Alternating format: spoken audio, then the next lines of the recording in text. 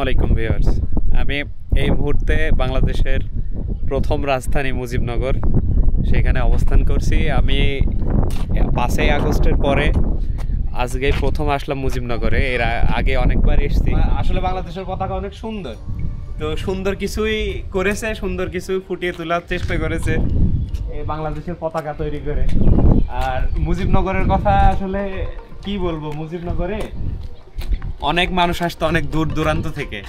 হ্যাঁ, মানে পিকনিকের সময়, বিশেষ করে পিকনিকের সময় অনেক দূর দূরান্ত থেকে বাস ভর্তি করে মাইক্রো নিয়ে, ফ্যামিলি নিয়ে, হ্যাঁ, অনেকে ঘুরতে আসতো। আমরা যেমন ছোটবেলায় সাইকেল নিয়ে এসেছি ঘুরতে মুজিবনগর। তো কাকা কি বেচছেন? আমরা বেচছেন না? তো এখন কি মুজিবনগরে মানে ঘুরতে আসা লোকের সংখ্যা একটু কম নাকি? লোক নেই, মানে বর্তমানে মুজিবনগরে এখন লোক অল্প একেবারে, তাই তো? একেবারে অল্প। এত অল্প আসার কারণ কি? 5 তারিখের পর থেকে কি কম আসছে মানুষ? 5 তারিখ থেকে ব্যবসা বাণিজ্য শেষ, হ্যাঁ, মানে একেবারে মানুষ কম আসছে। জি জি, এই লাইনে তো অনেক দোকান থাকে, মানে সিরিয়ালে সব কসমেটিক্সের দোকান। জি জি, এই পর্যন্ত কসমেটিক্সের দোকান থাকে, বিভিন্ন খাবারের দোকান থাকে।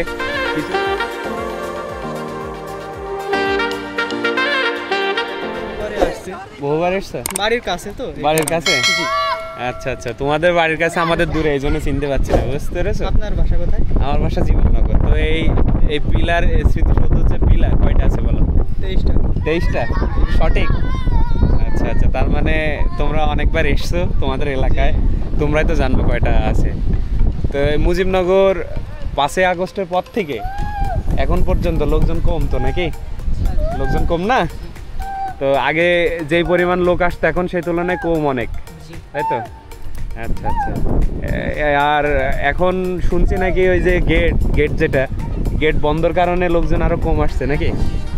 মানে গেটের বাইরে মোটরসাইকেল পার্কিং বা আদার্স ভ্যান ট্যান আছে, সব কিছু বাইরে, এই জন্যে লোকজন কম। আচ্ছা, তো পার্কিং ব্যবস্থা আছে না মোটরসাইকেলে? পার্কিংয়ে কয় টাকা করে নেয়?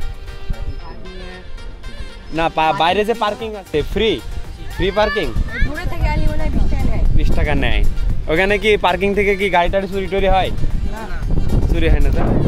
তাহলে যদি মানে বাইরে থেকে মানুষ আসতেও চায়, পার্কিং নিয়ে কোনো ঝামেলা নেই, তাই তো? গাড়িটারি চুরি হবে না। কিন্তু এই গাড়ি ওখানে রেখে এসে ভিতরে কেউ আসতে যাচ্ছে না, এই ঝামেলার কারণেও লোকজন অনেক কম। আসলে ভিতরে এরিয়া বড় অনেক, হেঁটে আসলে এত দূর কাভার করা সম্ভব না, আর ভিতরে ভাড়া অনেক বেশি। ঠিক আছে, এই জন্যে অবস্থা। স্মৃতিসৌধের সামনে যে বাগান, এই বাগানেই আপনার পিকনিকের যত বাস বা পিকনিকে রান্না করা যত সামগ্রী, খড়ি রান্না টান্না করা, পিকনিক এখানে বসে খাওয়া দাওয়া করা, সব এই বাগানেই হতো, এই বাগানেই হয়।